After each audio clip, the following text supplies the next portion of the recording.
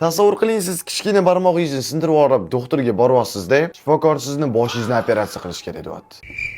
Aynan shunaqa holat Real Madridda sodir etdi. Keling sizga hammasini tushuntirib beraman. Hammani shu videoni ko'rsatganimda hammanglar fake deb aytgan edinglar. Yo'q, endi menga ishonishni boshlaysiz. Bilasizlar, fevral oxirida Kylian Mbappe jarohat olgani haqida ma'lumotlar chiqqan edi. O'shanda o'yinchi Real Madridda ishlaydigan. Endi Real Madridda ishlasa, rostiga zo'r doktorlar bo'ladi deb o'ylagan paytimizda, ular Kylianda chap oyog'ida muammo bo'layotgan paytida o'ng oyog'ini tekshirishgan. Eng qizig'i nimada? U hatto Fransiyaga borib, o'zini doktordan qayta tekshirib o'tganida, "Voy, sen to'xta, o'ynashing kerak emas" deb aytishgan unga. Lekin Real doktorlari bo'ldi, keyingi o'yindan tushursang bo'ladi deb, bitta emas, ikkita emas, 3 ta o'yinda o'yinchini o'ynatishga majburlashdi. Va keyin esa dokumentlarga qarashganida, noto'g'ri oyog'ini tekshirib qo'ymiz-ku deb, internetda hozirda katta hazilga aylanib qolishdi. Bir tarafdan kulgis keladi-yu, ikkinchi tarafdan esa Mo'lg'onada bor, qorong'i joyda qamab urmoqchiman.